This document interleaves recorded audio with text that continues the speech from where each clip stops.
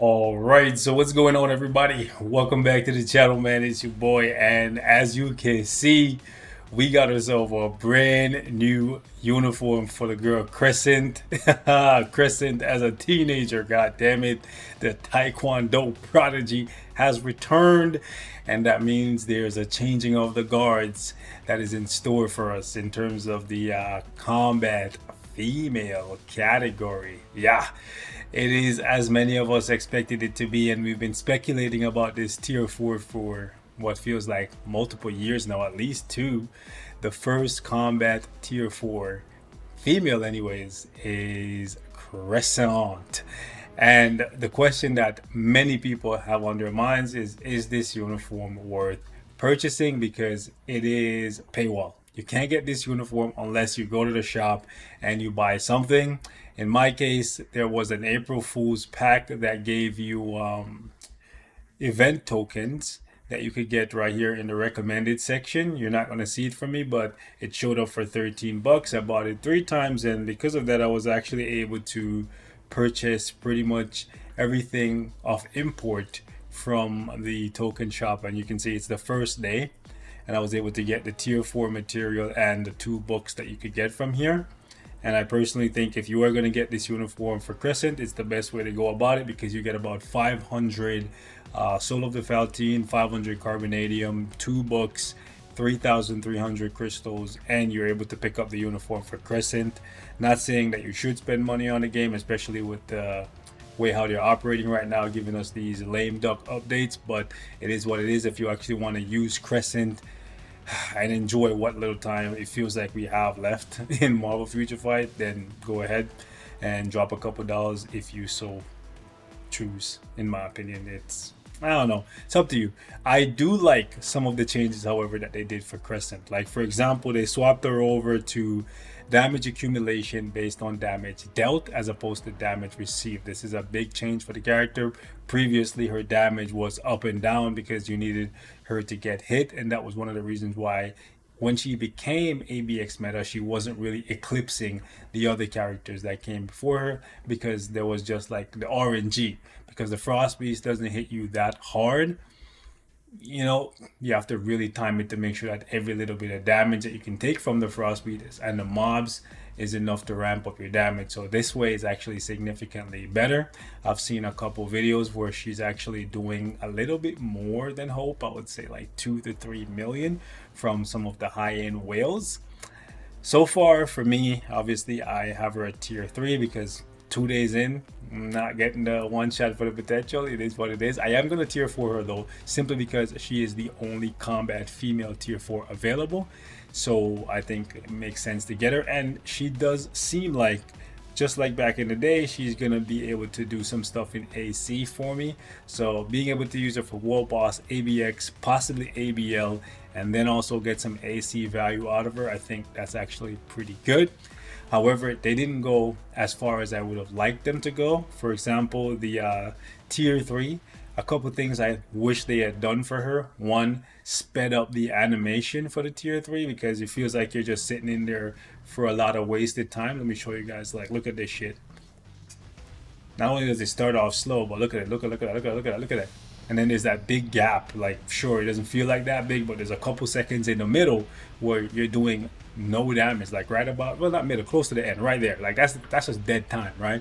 So I'm struggling to decide what's the best way to play Crescent. Do I just like proc on the 6 skill because it has the damage proc, the 100% damage proc on it, or do I basically just say screw that and then just proc on the 4 skill because that seems like it does the most damage? I love the colors. I love the new skills where you can basically slight delay cancel on the 5, insta cancel. Actually, you might be able to insta cancel. No, you can't actually. The more I think about it, you need to let her pop that Taekwondo circle. Like, I think if you insta cancel it, let me just double check. Yeah, you have to slight delay cancel, basically let her do that exhale, and then after that you can cancel out. Then you go into the 3rd skill and you can insta cancel that into the 4th skill.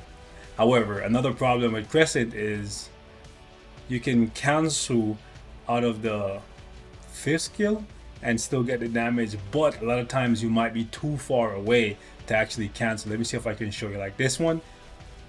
All right, so the mom's a little bit too close to us here. Let me push him up a little bit further and show you guys what I mean.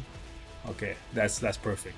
So look at this, boom. But look, I'm pressing the 3, I'm pressing the 4, I'm pressing the 2, nothing, right? So there's a range issue where you can activate the 5th skill from really far away, but none of the other skills, I'm pretty sure including the 6, can be canceled. So you have to make sure you're super close to the boss or whatever enemy you're targeting. That way you can actually cancel out of the 5th skill once she does that exhale, right? Because otherwise you're wasting a lot of time. The rotation for her is, in my opinion, something like 5 delay cancel, 3 insta cancel, 4, and then you can basically let the 4 play out, or I would say halfway through the 4, like after she does like about 4 kicks, you can then cancel into the 2. But she's still a CTP of rage character. You could possibly get away with a CTP of energy or destruction, but she's still a rage character, true and true. Another problem with Crescent is the fact that, let me show you guys right now, IO can still be targeted. That is annoying. They should have gone a little bit further, and they possibly should have just made it so that IO is just a spirit bear, true and true, untargetable, because he's not really doing that much in the case of damage. He's just there, just like becoming an extra nuisance to the character, in my opinion, right? I'm not a fan of summon characters, but I do understand that that's the gimmick of the character.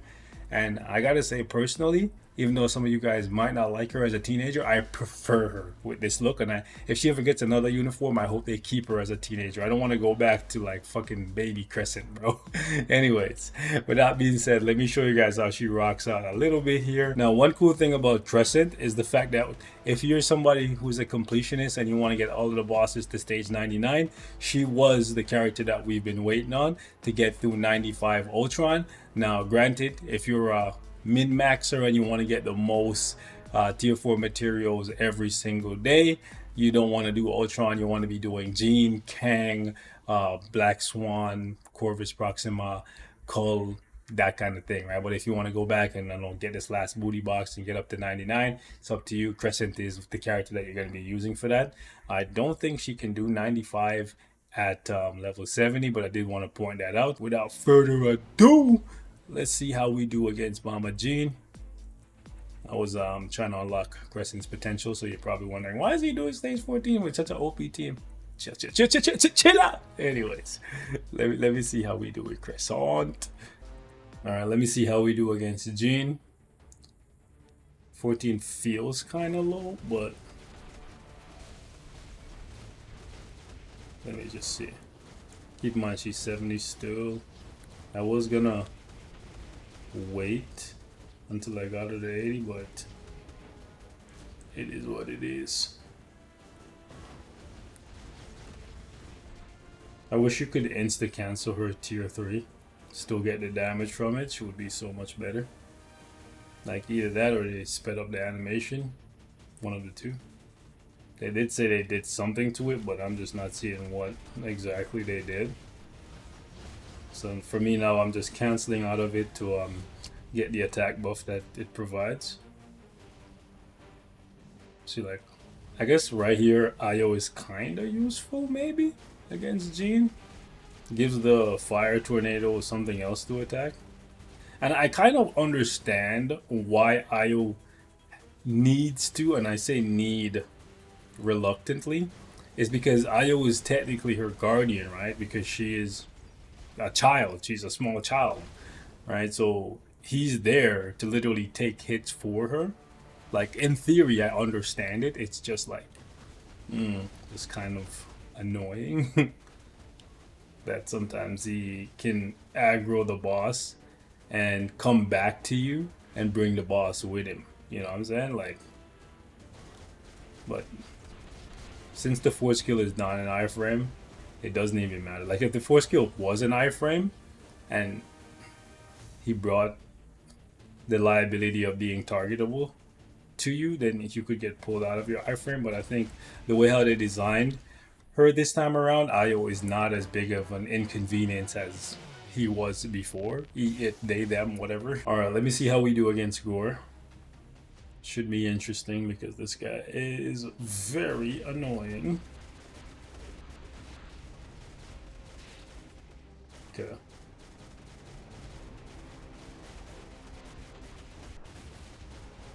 Use the iframe when we can. Just gonna face tank him because we got a lot of HP. That's the one thing. Ooh, one thing I should say that's always been good about Crescent is she has a lot of freaking HP. For a level 70 character that doesn't have a PvP build, having damn near 150k. Now we are getting 40% from Beast being on the team, but even without Beast, she's already over 100k, which is sexy for a PvE character with no HP woos or nothing like that.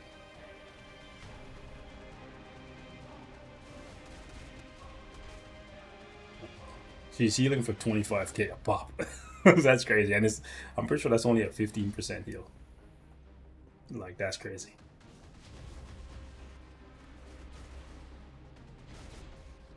Yeah. I was concerned about the roaches for a sec, but we good. Yeah, where you at? Where you at? Spawn in. I hate that's this gap in the middle here, where the roaches take forever to spawn, just to kind of bring you down to the wire. It's annoying. Did Ayo just kill one of them by himself? Is Ayo like goated now, bro?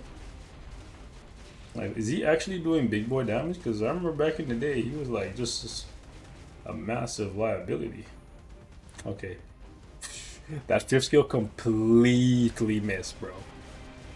Like, it did absolutely nothing. Like, whoa. Who? What was it good for? I don't know why I couldn't target right there. Absolutely nothing. Go ahead and just throw out the co-op there. Sometimes the map is completely flooded, and by sometimes I mean a lot of times. I can't even see the character, bro. Like, I legitimately can't even see her sometimes. And by sometimes I mean like 70% of the time. So it's kind of dicey. Between all the lights, the flash, lights. Anyways. And Ayo is out of here. Feels nice seeing Crescent. I was gonna say roll around without Ayo. Gives me a chance to miss him. Oh, oh, oh. Ooh. You thought I was feeling you? Oh no! Oh no! He backed up. He backed up off me. I hate that. All right.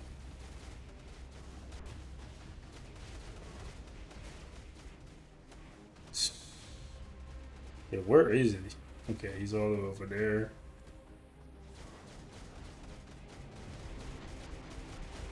You know, I wish they would give me a chance. Give me the option to turn off IO.